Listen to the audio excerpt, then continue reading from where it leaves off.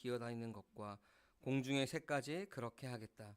그것들을 만든 것이 후회되는구나. 9절 말씀 함께 읽겠습니다. 노아의 역사는 이러하다. 노아는 그 당대에 의롭고 흠이 없는 사람이었다. 하나님과 동행하는 사람이었다. 아멘. 우리 심판의 홍수 은혜의 방주라는 제목으로 이 시간 우리 함께 말씀을 나누고자 합니다. 우리 옆 사람과 먼저 인사하겠습니다. 우리 함께 예배함이 기쁨입니다. 네, 우리 함께 예배함이 기쁨입니다. 우리 일부 때도 그렇게 나눴는데 우리 매주 여러분과 함께 예배하는 것이 저에게는 더욱더 큰 기쁨으로 매주 다가오고 있습니다. 여러분에게도 그 기쁨이 함께 하기를 바랍니다. 사랑하는 성도 여러분, 오늘 우리가 사는 이 시대는 자기가 우상이 된 시대입니다. 그래서 세상에 보면은 많은 메시지들이 너의 마음에 이끄는 대로 해야 한다라고 하는 것들이 많이 나오고 있습니다. 그래서 그 메시지를 들으면은 정말 내가 그 마음대로 해야 하나라는 생각이 들 정도로 자기 자신이 우상이 된 시대가 바로 이 시대라고 할 수 있습니다. 그래서 자신의 욕망을 거침없이 실현하는 사람들을 향하여서 우리는 성공했다라고 말합니다. 겉으로 보기에는 화려하고 힘이 있고 남들에게는 칭송받는 삶을 우리는 의심 없이 잘 사는 삶이라고 부르기도 하는 것이 바로 우리들의 모습입니다. 우리가 함께 읽은 본문의 노아의 시대 때도 저는 비슷하다라고 생각합니다. 당시의 사람들은 영웅이라고 부르며 명성을 떨치던 그 이름을 떨치던 자들을 부러워했습니다. 그들은 힘이 있는 장사였고 전쟁에 능한 사람들이었습니다. 그러니까 원하는 것이 있다면 무엇이든 가질 수 있는 능력이 그들에게 있었겠죠.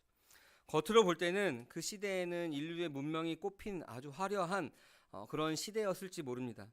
그러나 하나님의 시선은 사람들의 시선과는 정반대의 시선을 가지고 있었습니다. 세상은 그 시대를 향하여서 영웅이라고 이야기했지만 그리고 환호했지만 우리가 함께 읽은 창세기 6장은 그 시대를 부패와 포악이 가득한 시대, 하나님이 한탄하시는 시대다라고 말씀하고 있습니다. 여러분 왜 그럴까요? 겉모습은 화려한 성공이지만 그 속 안에는 하나님이 없으므로 속이 썩어서 문드러지고 그 악취가 진동하고 있었기 때문에 그렇습니다. 그럼 여러분 우리의 마음은 어떤가요? 여러분 솔직히 우리의 내면을 한번 좀 들여다보시길 바랍니다. 우리 안에서도 끊임없이 우리가 그리스도인이라고 말하지만 하나님이 원하시는 길보다 내 눈에 보기 좋은 것, 내 육체가, 내 정욕이 원하는 것을 쫓아가려고 하는 것이 우리의 본성이다라고 하는 겁니다. 그래서 5절 말씀에 보면은 마음에서 생각하는 모든 계획이 언제나 악한 것밖에 없다라고 말씀하십니다.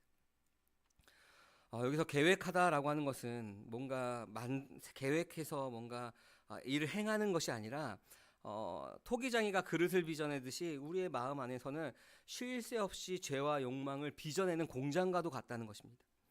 그럼 가만히 두면은 저절로 선한 것이 생각나는 것이 아니라 가만히 두면은 잡초처럼 이 죄악된 생각들이 계속 자라난다는 것입니다.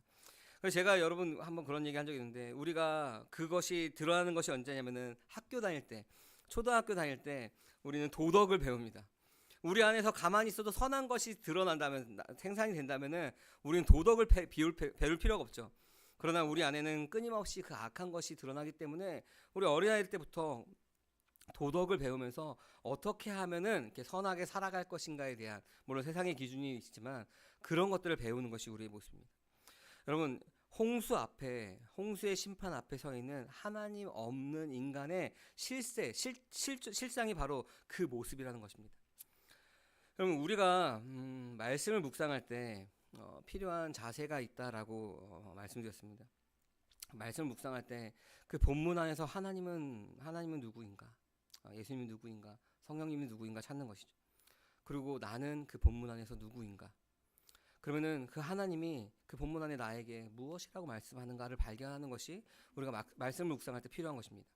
그러니까 적용점을 찾아서 내가 뭔가 행하는 것이 아니라 하나님 말씀 앞에서 내가 누구인지를 끊임없이 우리가 발견하는 것이 우리가 말씀 묵상이라고 말씀드렸습니다. 이 말씀을 왜 하냐면은 우리가 그렇게 말씀을 묵상하려면은 우리가 성경을 다 아는 것처럼 읽는 것이 아니라 오늘 이 말씀을 처음 읽는 것처럼 봐야 합니다. 그래야 그냥 그 말씀이 지나가지 않고 다 아는 내용인데 하고 지나가지 않고 그 말씀 안에서 하나님을 새롭게 발견할 수가 있는 것입니다. 나의 모습을 새롭게 발견할 수 있는 것이죠. 제가 이 얘기를 왜 드리냐면은 오늘 이 마음으로 우리 본문을 묵상하다 보니까 저에게 그 질문 하나가 떠올랐습니다. 하나님의 형상대로 지음받은 존귀한 인간이 도대체 왜 이렇게까지 타락했을까? 하나님께서 홍수로 다 쓸어버릴 정도로 왜 그렇게 타락했을까라는 질문이었습니다. 왜 우리의 마음은 선이 아니라 이 악을 빚어내는 공장이 되어버렸나?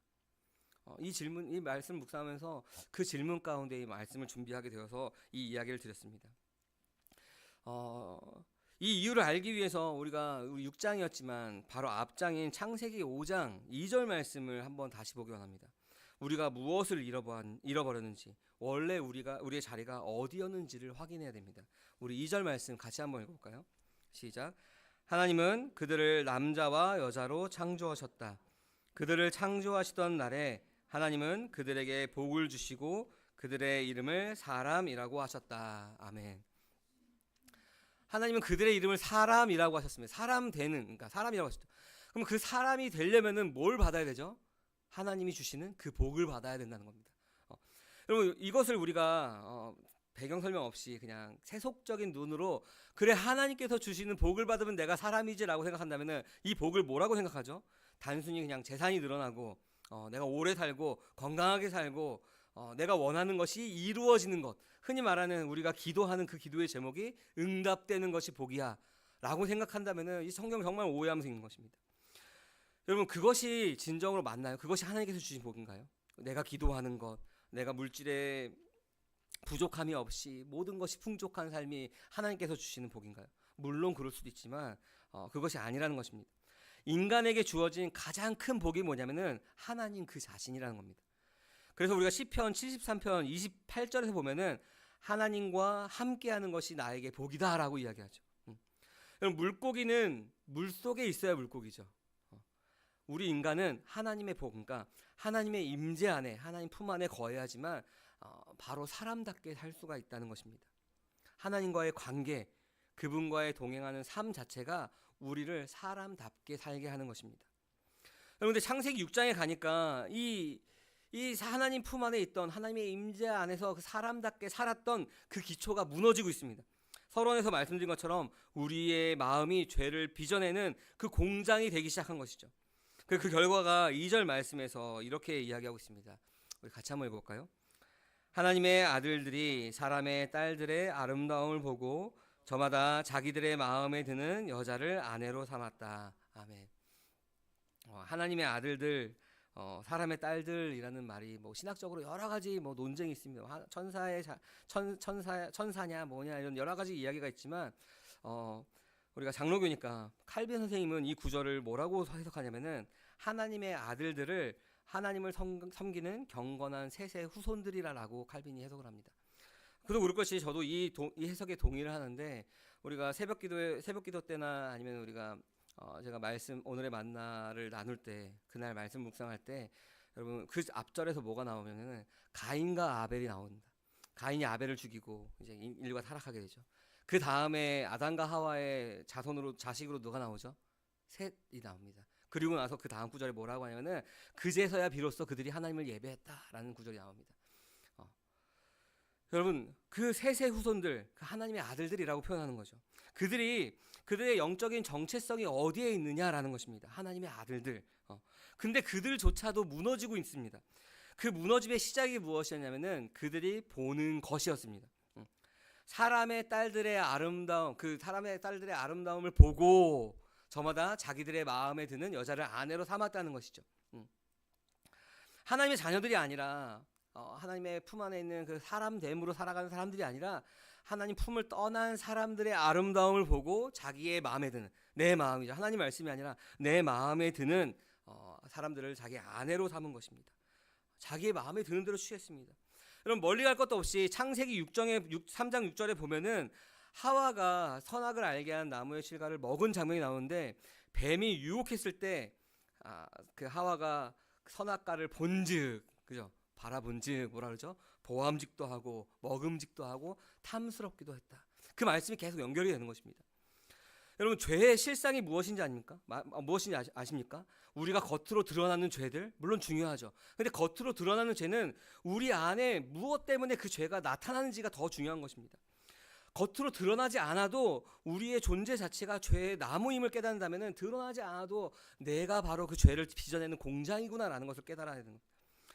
여러분, 죄의 실상은 그 기준이 이동하는 것입니다. 이전에는 하나님의 말씀이 기준이었는데 이제는 뭐죠? 내가 보는 것, 내 마음에 드는 것, 그것이 기준이 되어버렸습니다. 누가 주인 된 것이죠? 하나님이 아니라 내가 주인 된 것입니다. 하나님의 말씀이 아니라 내가 선과 악을 판단하겠다, 내가 재판장이 되겠다, 내가 그 판단의 주체가 되어버린 겁니다. 성경에서 그것을 죄라라고 이야기합니다. 그 죄 때문에 죄의 결과들로 다른 것들이 막 나타나는 것입니다.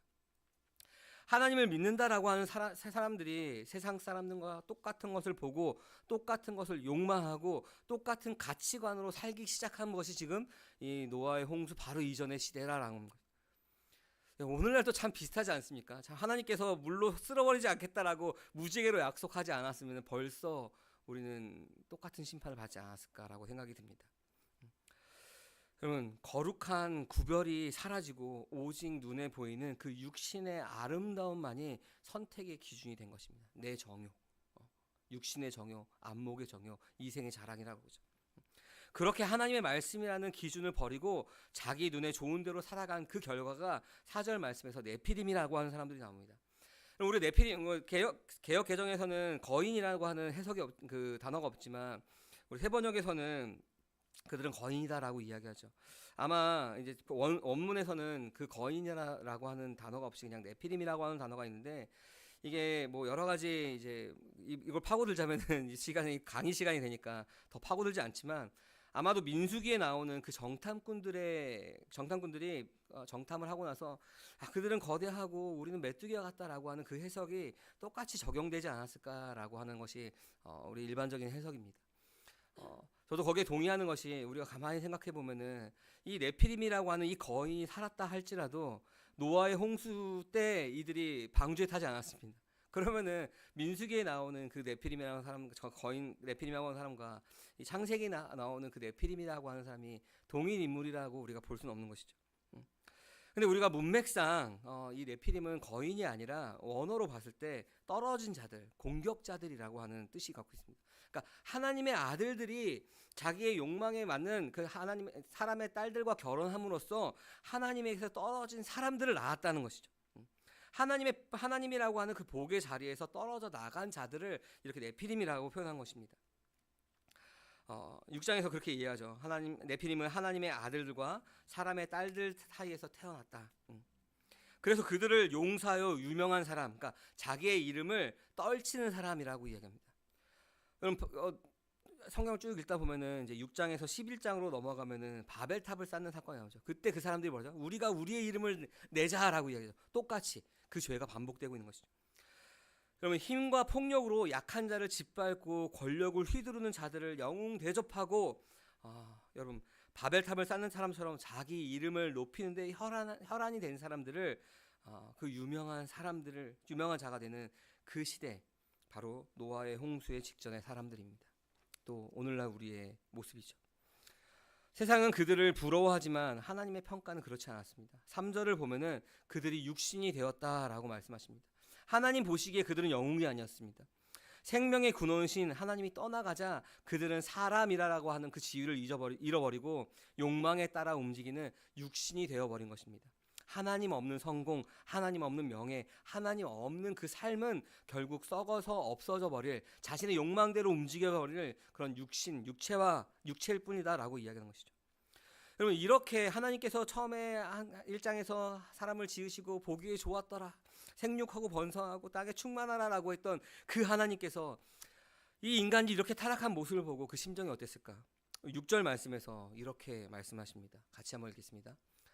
땅 위에 사람 지으셨음을 후회하시며 마음 아파하셨다. 아멘. 후회하다. 그럼 개역개정은 한탄하다라고 얘기죠. 히브리어는 나함이라고 하는데, 여러분, 하나님께서 만드신 것을 후회하셨을까요? 하나님 실수가 없으신 분인데. 그러니까 그 인간적인 후회가 아니라 이 단어는 관계적으로 우리가 봐야 됩니다. 그럼 부모가 이 자식이 엇나가는 자식을 보면서 어떠죠? 막 가슴을 치면서 한탄하죠. 내 잘못이야. 어떻게 한국 사람들이 그러죠? 내 잘못이야. 내 업보야. 나 때문이야. 라고.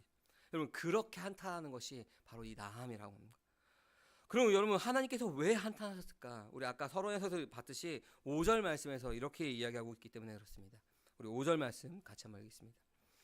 주님께서는 사람의 죄악이 세상에 가득 차고 마음에 생각하는 모든 계획이 언제나 악한 것뿐임을 보시고서. 아멘. 사람이 죄악이 세상에 가득 찼습니다. 여러분 우리가 사람의 죄악이 세상에 가득 찼다라고 하니까 우리가 영화나 이런 것에 보면은 이제 종말이 이제 운석 충돌이 24시간 남았습니다 하는 뭐 그런 영화들 있잖아요. 그런 영화들에 보면 사람들이 그동안 막 억눌러 놨던 자기의 욕망들 다 표출하죠. 막 사람들을 해치고 막 음탕하고 아니 막 그런 그냥 자기 마음대로 24시간 동안 내가 하고 싶은 것들을 마음대로 즐기자는 그런 영화들이 있기 때문에 그 사람의 죄악이 세상에 가득 찼다라고 할 때 그것을 떠올리기 쉬운데, 이 가득 찬 이유가 뭐냐면은 그 마음에 생각하는 모든 계획이 언제나 악하기 때문에 그렇습니다. 여러분 우리가 그런 것들만 생각하면은, 막 행위로 드러나는 것들만 생각하면은 여전히 우리는 우리의 죄의 본질을 보기보다 우리의 죄의 열매들을 보는 것입니다. 여러분 그 죄의 열매는 무엇 때문에 나는 것이죠? 그 존재 자체가 죄의 나무이기 때문에 그렇습니다. 열매는 그 나무에 따라 열매를 맺는 것입니다. 사과나무는 사과를 맺고 배나무는 배를 맺고 죄의 나무는 죄를 맺는 것입니다.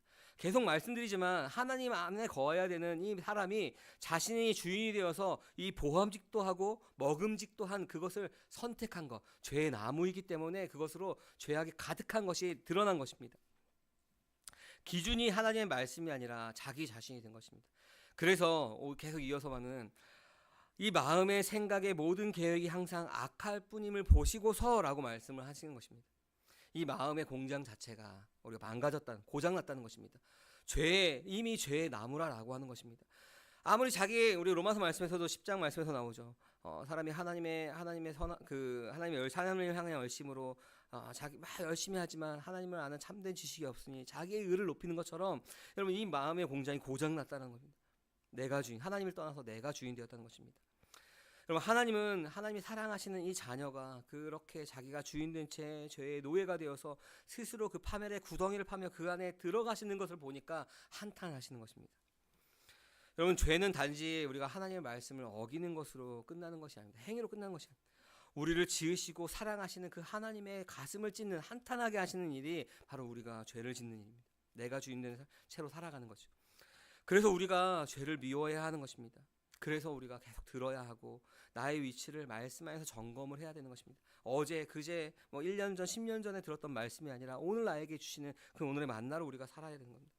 혹시나 때로는 그 말씀을 우리가 받을 때 그 말씀이 나의 영과 혼과 골수를 찔러 쪼개는 것처럼 괴롭다 할지라도 우리가 그것을 들어야 하는, 그 말씀 앞에 나아가야 하는, 그것이 우리에게 복입니다. 우리 7절 말씀에서는 이렇게 말씀하십니다. 우리 같이 한번 해볼까요? 주님께서는 탄식하셨다. 내가 창조한 것이지만 사람을 이 땅 위에서 쓸어버리겠다. 사람뿐만 아니라 짐승과 땅 위에 기어다니는 것과 공중의 새까지 그렇게 하겠다. 그것들을 만든 것이 후회되는구나. 아멘. 여러분 하나님은 사랑의 하나님이시지만 우리가 잘 알다시피 동시에 공의로우신 분이십니다. 그래서 이 죄를 모른 척 할 수가 없습니다. 죄에 대한 심판은 피할 수가 없는 것입니다. 근데 여러분 이 심판, 하나님께서 이 모든 걸 쓸어버리겠다라고 하는 심판 선언 바로 직후에 8절 말씀에서 뭐라고 하냐면, 그러나 노아만은 주님께 은혜를 입었다라고 얘기합니다.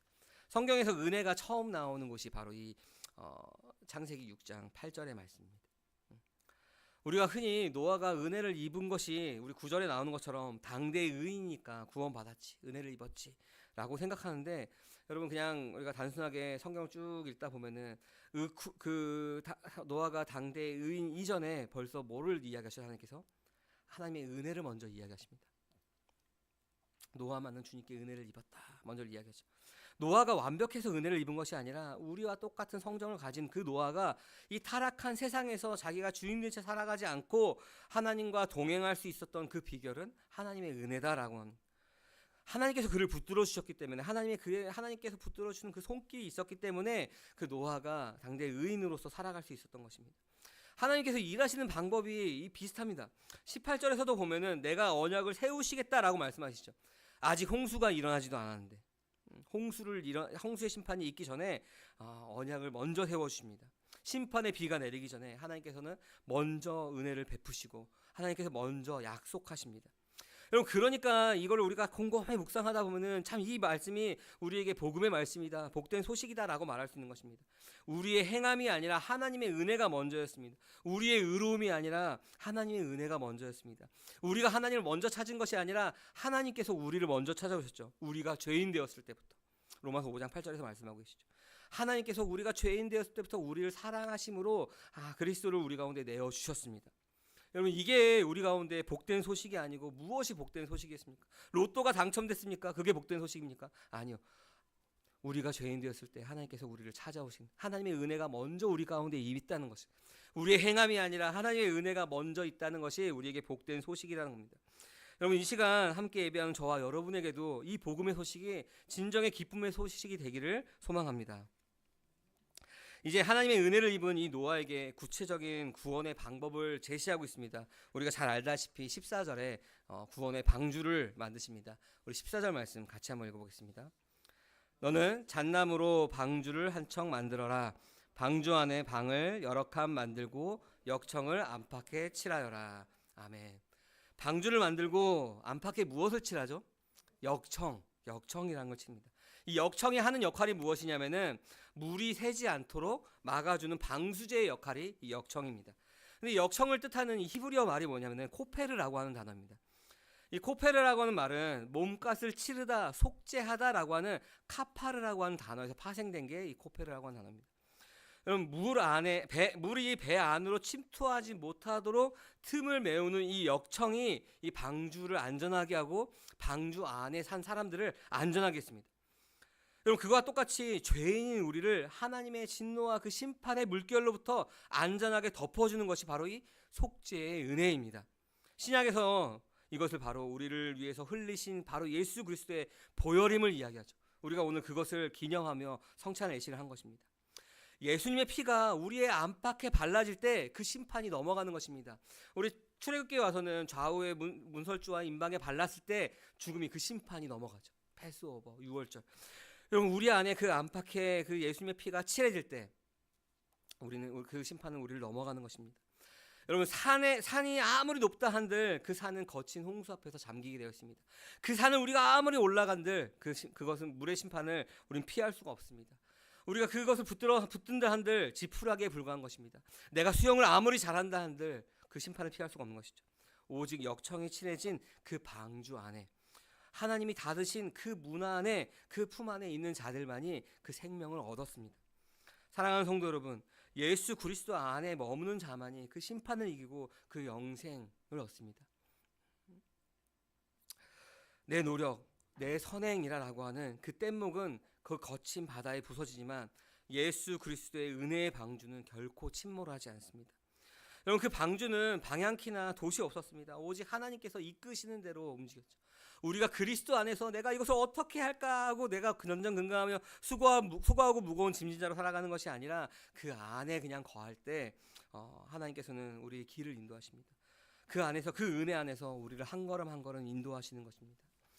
사랑하는 성도 여러분, 우리가 말씀을 정리하겠습니다. 우리가 창세기 6장 노아의 홍수 사건을 함께 나눴습니다. 여러분, 그 말씀 안에서 우리의 인간의 타락이 무엇인지를 발견했죠. 주님이 아니라 내가 주인데, 내가 보고 내가 판단하고 내가 좋은 것을 취한 것이 그게 죄라고 하는 것입니다. 그 죄가 이 세상에 만연하였습니다. 그래서 하나님께서는 어떻게 심판하셨는지 그 물로 심판하는 그 홍수의 심판을 보았습니다. 그러나 그 가운데서도 우리를 사랑하시는 그 주님의 구속하신 그 은혜, 그 사랑을 우리는 발견하였습니다. 여러분, 우리의 마음은 하나님의 말씀 없이는 끊임없이 이 죄를 계획하고 발생하는 공장과도 같습니다. 우리 스스로는 하나님 말씀 없이 의롭게 살고자 하지만 그것은 율법을 나의 의로 지키려고 하는 그런 죄뿐인 것입니다. 우리는 우리 스스로 구원할 수 없는 존재가 바로 우리들이라는 겁니다. 그러나 하나님께서는 우리를 포기하지 않으시고 그 심판보다 앞서서 은혜를 베푸셨습니다. 노아에게 역청을 바른 방주를 주셨듯이 우리에게는 예수 그리스도를 주셨습니다. 여러분, 노아는 120년 동안 그 비가 내리나 비가 내리지 않나, 굳은 날이나 맑은 날이나 묵묵히 그 산 위에서 방주를 지었습니다. 사람들이 얼마나 웃겼을까요? 1년, 2년 뭐 그렇다 쳐요. 10년, 20년, 100년, 120년 그 모진 고통과 사람들의 조롱을 다 받았습니다. 근데 노아가 그것을 포기하지 않았던 이유는 뭐죠? 하나님께서 말씀하셨기 때문에 그렇습니다. 세상의 시선보다 하나님의 말씀을 더 신뢰함으로 묵묵히 그 일들을 행한 것입니다. 사랑하는 함께하는 교회 성도 여러분, 내 눈에 보기 좋은 것을 쫓았던 그 세상의 삶을 여러분 이제 멈추시기 바랍니다. 네피림처럼 세상의 힘을, 그 힘을 자랑하는 세상의 파도 앞에 그 힘 앞에 부러워하거나 두려워하지 마십시오. 우리를 안전하게 지키는 유일한 피난처, 은혜의 방주이신 예수 그리스도 안으로 여러분 들어가시기 바랍니다. 세상이 줄 수 없는 참된 생명과 안식이 오직 그분 안에 있습니다. 오늘 이 시간 우리가 모두 우리의 이름을 내려놓고 주님의 보혈이 칠해진 그 방주 안에서 참된 구원의 기쁨을 우리가 누리시는 우리 함께하는 교회 모든 성도님들 되시기를 주님의 이름으로 간절히 축원합니다. 아멘. 이 시간 우리 함께 찬양하면서 오늘 들은 말씀을 기억하며 우리가 기도하기 원합니다. 우리 나의 영혼이 잠잠히 하겠습니다.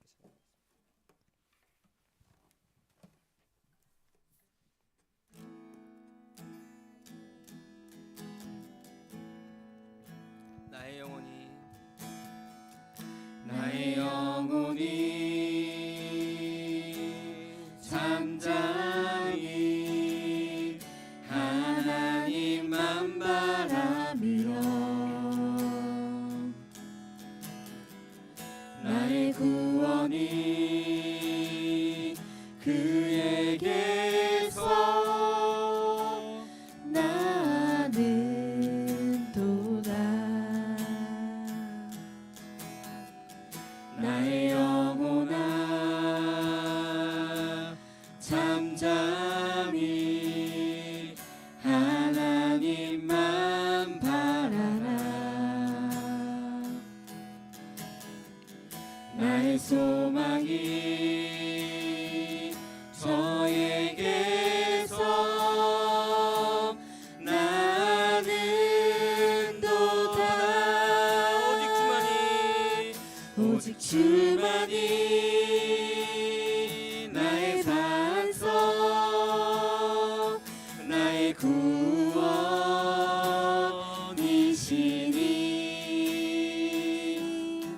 오직 주만이 나의 산성 내가 요동치 아니하리. 오직 주만이 나의 반석 오직 주만이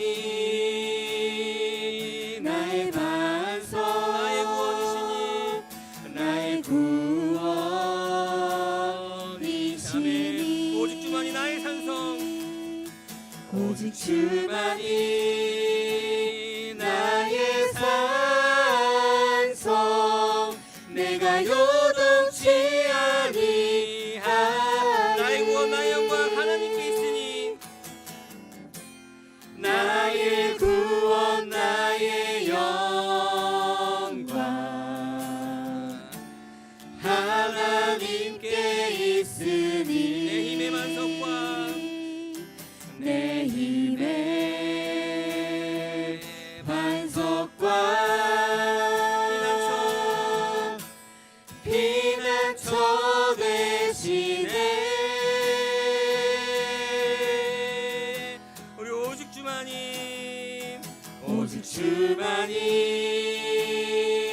나의 반석 나의 구원이시니